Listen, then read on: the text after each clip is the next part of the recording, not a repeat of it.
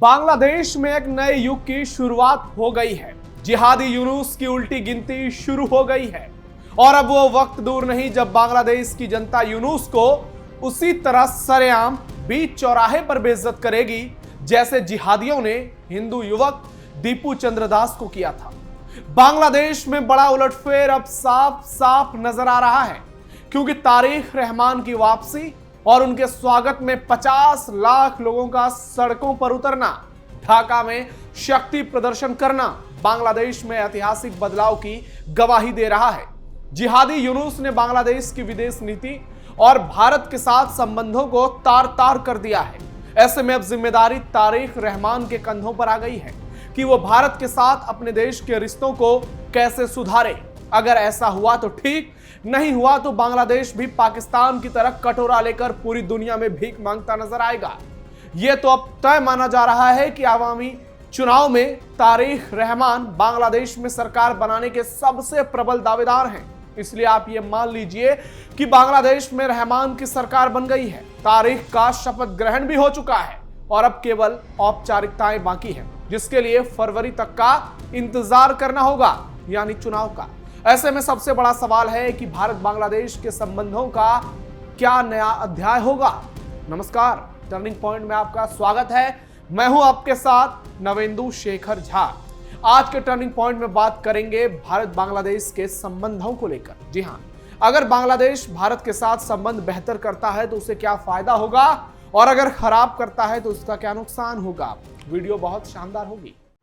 बांग्लादेश की सड़कों पर जन सैलाब, तारिक रहमान के समर्थन में 50 लाख की भीड़, भारत बांग्लादेश के रिश्तों का नया आगाज, भारत के भरोसे बांग्लादेश का भविष्य। बांग्लादेश राष्ट्रवादी पार्टी के कार्यवाहक अध्यक्ष तारिक रहमान 25 दिसंबर को 17 साल बाद जब ब्रिटेन से ढाका पहुंचे तो पूरे देश का समीकरण बदल गया।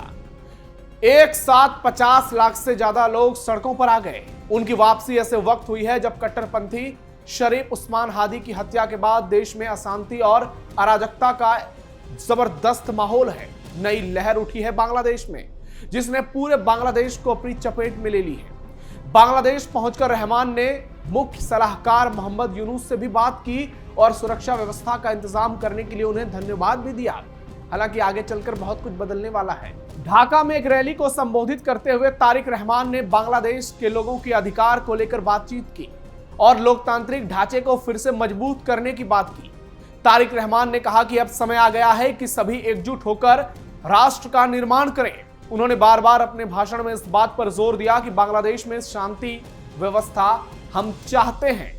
ढाका ट्रिब्यूनल की रिपोर्ट के मुताबिक तारिक रहमान ने कहा कि बांग्लादेश ऐसा देश है जहां मुसलमान, हिंदू, बौद्ध और ईसाई सभी एक समान रहते हैं। हम एक सुरक्षित बांग्लादेश का निर्माण करना चाहते हैं, एक ऐसा देश जहां कोई भी महिला, पुरुष या बच्चा सुरक्षित रूप से घर से निकले तो सुरक्षित रूप से वापस लौट सके।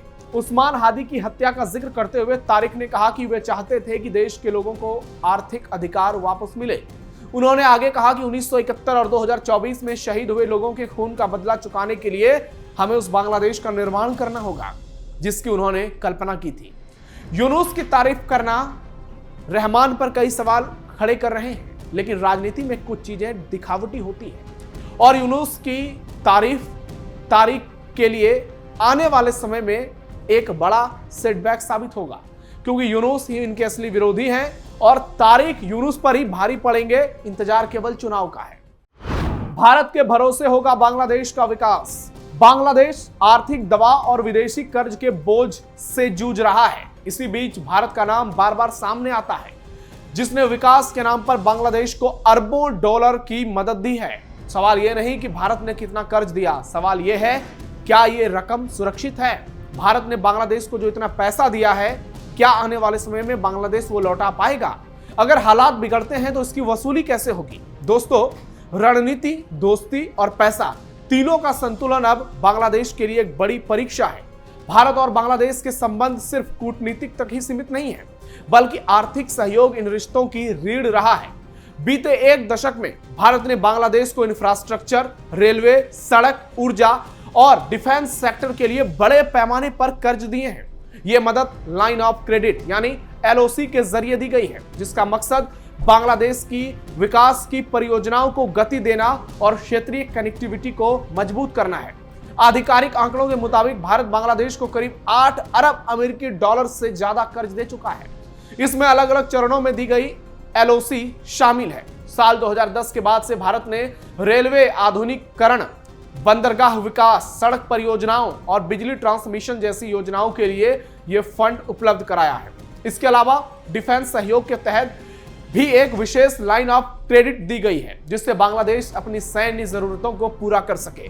भारत का यह कर्ज वाणिज्यिक बैंकों के मुकाबले काफी नरम शर्तों पर दिया गया है। इंटरेस्ट कम रखी गई है और भुगतान के लिए लंबी समय सीमा तय की गई है, ताकि बांग्लादेश की अर्थव्यवस्था पर अचानक दबाव न पड़े। यही कारण है कि इस कर्ज को अक्सर दोस्ती वाली कर्ज कहा जाता है, न कि मुनाफे पर केंद्रित वित्तीय सौदा। हाल के सालों में बांग्लादेश को विदेशी मुद्रा भंडार में जिस तरह से झटका लगा है, उसमें गिरावट देखने को मिली है। आयात, दवा और वैश्विक आर्थिक अस्थिरता का सामना करना पड़ा है। इंटरनेशनल फोरम पर महंगाई और डॉलर की मजबूती ने उसकी मुश्किलें बढ़ाई है। ऐसे में यह सवाल उठाना स्वाभाविक है, क्या बांग्लादेश समय पर भारत का कर्ज चुका पाएगा? भारत के लिए यह कर्ज सिर्फ पैसा नहीं, बल्कि रणनीतिक निवेश है। वसूली का पहला रास्ता तयशुदा पुनर्भुगतान शेड्यूल है, जिसके तहत बांग्लादेश को किस्तों में रकम चुकानी होती है। दूसरा रास्ता उन परियोजनाओं से मिलने वाली आय है जिनके लिए यह कर्ज दिया गया। रेलवे और ऊर्जा प्रोजेक्ट से होने वाली कमाई का इस्तेमाल कर चुकाने में किया जा सकता है। तीसरा अहम पहलू कूटनीतिक है, जहां जरूरत पड़ने पर भुगतान की समय सीमा बढ़ाई जा सकती है, और इसके लिए संबंध को बेहतर करना ही होगा, जिसे यूनुस ने बेहद खराब कर दिया है। यानी अब बांग्लादेश पर सब कुछ निर्भर करता है। अगर वो भारत का साथ देता है तो उसकी किस्मत पलट जाएगी। अगर वो भारत से विरोध करता है, फिर आने वाला समय उसके लिए बेहद मुश्किलों वाला होने वाला है। शेख हसीना की पार्टी पर हमेशा के लिए बैन। एक और बड़ी खबर है दोस्तों, बांग्लादेश की अंतरिम सरकार ने साफ कर दिया है कि शेख हसीना की पार्टी अवामी लीग को फरवरी में होने वाले चुनाव में लड़ने की इजाजत नहीं दी जाएगी।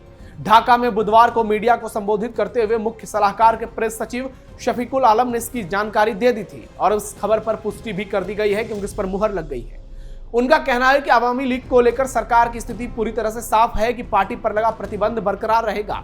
यह बयान ऐसे वक्त आया है जब एक दिन पहले ही अमेरिका के कई सांसदों ने बांग्लादेश से समावेशी और निष्पक्ष चुनाव कराने की अपील की थी। 1971 के बाद ऐसा पहली बार होगा जब अवामी लीग को पूरी चुनावी प्रक्रिया से बाहर रखा गया है। आपको बता दें कि मोहम्मद यूनुस की अंतरिम सरकार ने इस साल मई में अवामी लीग पर प्रतिबंध लगा दिया था। इससे पहले पिछले साल अक्टूबर में अवामी लीग के प्रभावशाली छात्र संगठन छात्र लीग पर भी प्रतिबंध लगा दिया गया था। इसके अलावा 17 नवंबर को इंटरनेशनल अपराध न्यायाधिकरण ने शेख हसीना और पूर्व गृह मंत्री असदुज्मान खान कमाल को मौत की सजा सुनाई थी, जिसके बाद ही मान लिया गया था कि शेख हसीना का चैप्टर बांग्लादेश में हमेशा के लिए बंद करने की कोशिश की गई थी। शेख हसीना की अवामी लीग को चुनावी प्रक्रिया से बाहर करने को लेकर अमेरिका में भी सवाल उठ रहे हैं।